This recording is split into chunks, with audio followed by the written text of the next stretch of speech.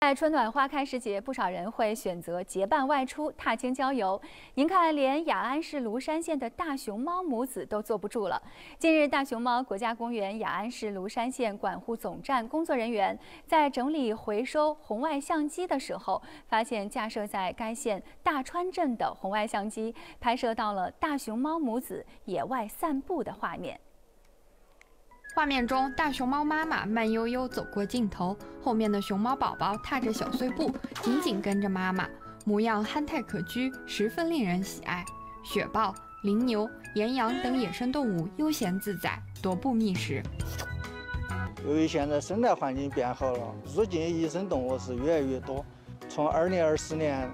1月到现在，短不足50天时间，大熊猫入境就达到了15次。 最让人惊喜的是，居然发现了母子同框的画面，这是我们这几年收集红外相机以来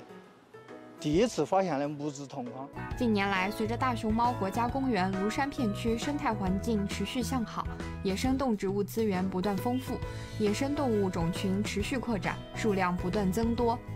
芦山县境内野生动物出没频繁，不仅频频亮相在红外相机的镜头里，在线下也多次被捕捉到身影。当地村民多次拍到大熊猫等动物出境。